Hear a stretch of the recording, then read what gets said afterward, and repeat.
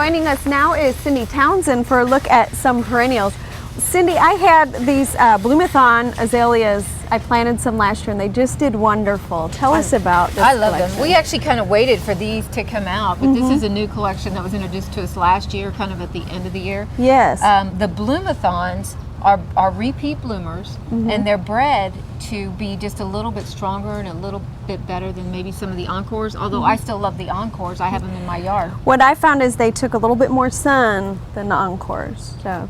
Well, that's a good thing to know. Yeah. Well, and they've got 4 different colors out right now. They've got the pink, the white, the lavender, and I believe a red. And they're different sizes, so they basically go 3 to 6 feet, but you can prune them and keep them under control. Right. And I think azaleas look better if they're pruned back a little bit. I don't like them when they get just too leggy and too open.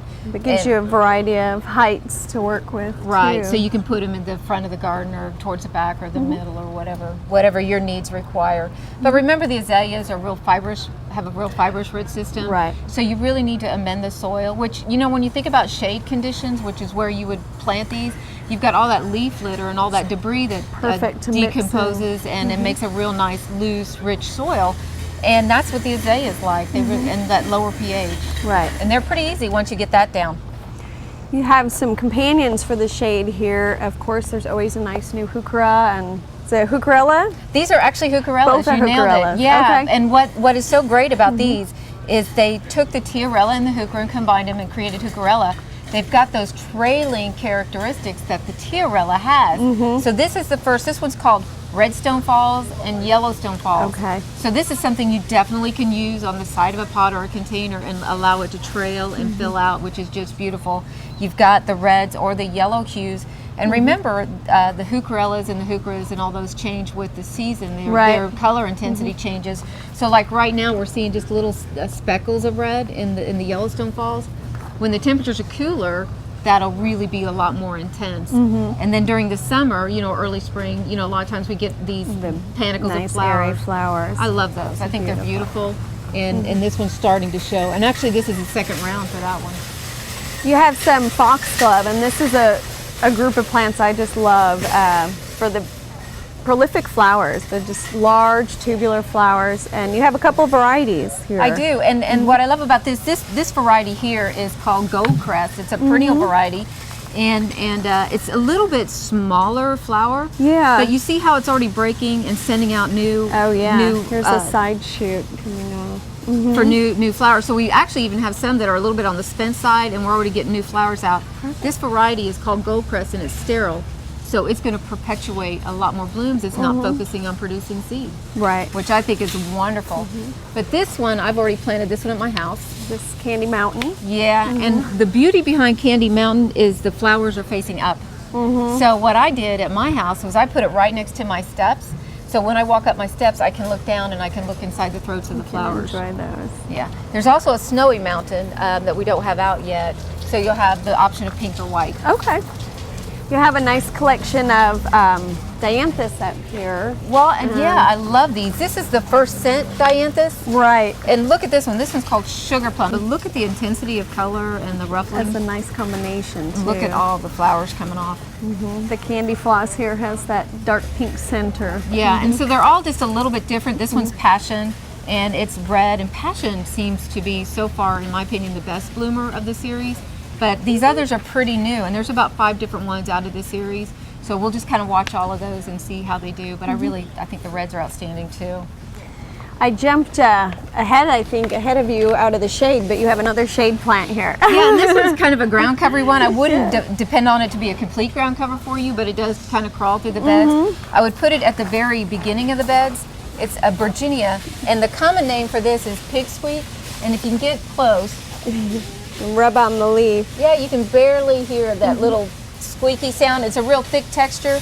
These flowers, when they were flowering, were a reddish pink, purpley color. And so this one's called Red Beauty, but they really kind of had a pinkish purple color to them. There's different and they colors changed available. color also. So this, I just like the leaf texture of this and think it does really well. Semi-moist for this, not dry, not wet. Okay. Semi-moist. Right in the middle. Yeah. Then over here we've got a new yarrow or Achillea. And this one is actually low growing. Real condensed It's a Right. compact size. Right, it only gets about 6 or 8 inches Okay. tall. So this is another one that I put in a pot and let it kind of trail over. It's supposed to have a really good bloom habit, so it's supposed to be a little bit longer blooming for you. And then look at the ferny foliage. Yeah, Wouldn't that be beautiful, Very just by delicate. itself trailing out of a pot? So this is great for full sun. absolutely. I love the Guara, and you have a couple of different cultivars here. This The one is blush, passionate blush. Passionate blush, and look, I brought this one up because it's blooming so beautifully, and you can see the intensity of red in the foliage. This one is passionate rainbow petite. So you know the normal Guaras, I don't know if you remember that are like 3 feet Right. tall and can be real bushy and billowy. These are a lot more garden friendly, so you can put them in those small little areas and benefit from the foliage. And these will have some pink flowers like this erupting shortly. Okay. I love those. Up above. Who's Echiums. here? Yeah, Echiums. This one, well, the common name I guess is red feathers for this one. Okay. But this is one variety of red feathers, and look at all 3 of these different colors. Nice variation. Absolutely. And again, I planted this in my garden last year, and I've got a nice little patch starting to send up its bloom spikes. Love this plant, and it blooms quite a bit through the summer. It blooms for a long period. You've brought out one of the roses, and I know this is the drift rose. There's a big collection of these. Yeah, there's a bunch of different colors from white to peach to pink and coral, apricot. This one happens to be apricot, and look at the beauty behind this. Oh, look at all the petals in there. A lot of people ask for the carpet roses because they think they're the lowest growing of Right. the different landscape roses, but the drift roses are actually at best about knee high. Okay. And Very they've got good. different sizes within them, but I've got a whole line of drift roses in front of my house, and I just absolutely love them. Very good. I know we're going to be running out of time here, so let's look at some of the shrubs that you've brought out. And Well, I brought in, this is a regular standard, but a lot of people were upset about the heat last year and the consequences of that. And the arborvitae took a major hit. What I wanted to show is there are a few arborvitaes that did very well. This is Right. one of my favorite. I call it Bad Hair Day. It's actually threadleaf arborvitae. And I've got one right at my front entry, and these nobody complained about. They didn't take a hit. They didn't Okay. even blemish. And then there's just a plain orientalis. This is a dwarf golden orientalis, but they really handled the heat very, very well. that's good. So It was these a would be tough great year. for some bet. bones in the garden. You have another shrub up top, a little boxwood. That's delightful. Isn't it beautiful? It's called Golden Dream, and instead of being like a white and green, it's a yellow and green, and it's only about 2 feet tall, so it's perfect for a container or for an edging or some sort of type of border if you want to brighten it up a little bit. So I love Golden Dream for that. Tell me about this Baptisia.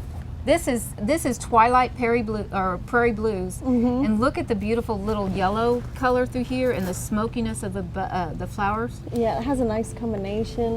We actually have this one in the garden, and it's absolutely stunning. Oh, I love the Baptisia in general because it takes on that nice vase shape, and then the compound foliage that it has is just really gorgeous. And then these flowers, you can't beat that. And then they have some nice black bean pods after Yeah. that. So it's got a lot of full season interest with the Baptisia. Absolutely. Well, Cindy, thank you so much for sharing this collection with us today. Thank you for allowing me to display it. I love it.